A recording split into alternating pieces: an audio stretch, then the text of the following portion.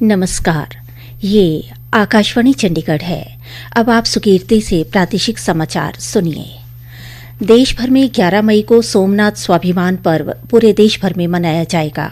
इस अवसर पर प्रधानमंत्री नरेंद्र मोदी सोमनाथ पवित्र मंदिर के प्रांगण से राष्ट्र को संबोधित करेंगे। इसी कड़ी में हरियाणा सरकार का कला एवं संस्कृति विभाग द्वारा विभिन्न जिलों में गतिविधियां आयोजित की जाएंगी।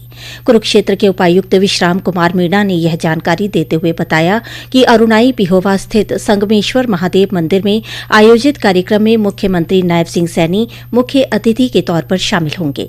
उपायुक्त ने बताया कि इस दिन जिले के सभी मंदिरों को सजाया जाएगा।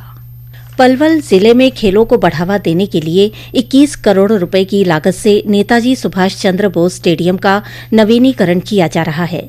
जिला खेल अधिकारी खुशवंत सिंह ने बताया कि स्टेडियम में football, volleyball, cricket, badminton, athletics track, tennis मैदान बनाया जा रहा है। पलवल में पहली बार 49 खेलों की नर्सरियां लॉट हुई, जो कि बहुत बड़ा कदम है सरकार द्वारा। इसमें अब कम से कम 2000 बच्चे सुबह शाम प्रैक्टिस करेंगे। यहाँ सरकार द्वारा यहाँ ग्राउंड की सुविधा दी जा रही है। इंडोर स्टेडियम सेंट्रलाइज एसी लग रहा है। ग्राउंड में पीयू फ्लोरिंग करवाई जा रही है, तो उसमें मल्टीपल स्पोर्ट्स खेला जाएगा। आउटडोर में फुटबॉल, हॉकी ग्राउंड और सिंथेटिक ट्रैक, वॉलीबॉल के सिंथेटिक ट्रैक, इवन टेनिस का ग्राउंड भी बनवा रहे हैं हम। उन्होंने बताया कि मुख्यमंत्री नायब सिंह सैनी की घोषणा के अनुसार जिले में एक नया अंतर्राष्ट्रीय स्तर का खेल स्टेडियम बनाया जा रहा है, जो बहरौला गांव में 124 एकड़ जमीन पर विकसित होगा। हरियाणा के सरकारी स्कूलों में 9वीं से 12वीं तक की कक्षा में पढ़ने वाली बच्चियों के लिए मुख्यमंत्री मध्याह्न भोजन की व्यवस्था की है, जिसमें उन्हें प्रोटीन और कैल्शियम से भरपूर भोजन दिया जाएगा। उन्हें दूध व प्रोटीन युक्त चॉकलेट दी जाएगी। चॉकलेट और दूध बच्चों को वार के हिसाब से दी जाएगी, यानी कि एक दिन दूध तो दूसरे दिन चॉकलेट दी जाएगी। करनाल जिले में गेहूं की पराली जलाने के आरोप में 8 किसानों के खिलाफ 9 एफआईआर दर्ज की गई है।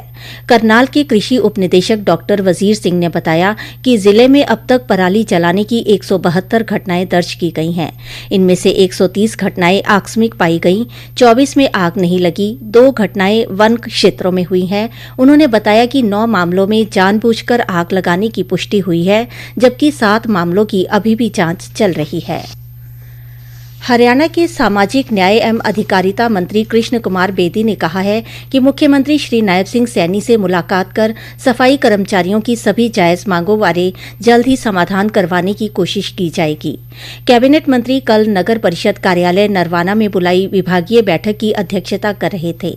बैठक में उन्होंने नगर परिषद नरवाना के अंतर्गत आने वाले शहर के मंजूर हुए विकास कार्यों का सिलसिलेवार जायजा लिया और अधिकारियों को इनमें गति लाने के निर्देश दिए। उन्होंने कहा कि नरवाना शहर के संपूर्ण विकास के लिए विकास कार्यों का रोड मैप तैयार किया जा चुका है। भविष्य में सभी विकास परियोजनाओं के पूरा होने पर शहरी तरक्की का नया सफर तय करेगा। मंत्री ने बताया कि पिछले दिनों सदन की बैठक में शहर के विकास कार्यों के लिए आगामी वित्तीय वर्ष के लिए नए नगर परिषद के 46 करोड़ 6 लाख रुपए का सालाना बजट पास किया गया है।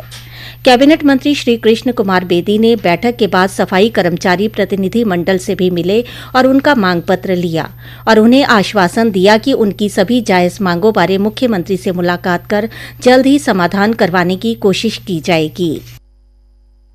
हरियाणा राज्य सरकार ने आगामी रबी सीजन के लिए किसानों को समय पर प्रमाणित गेहूं बीज उपलब्ध करवाने हेतु अग्रिम तैयारियां शुरू कर दी हैं।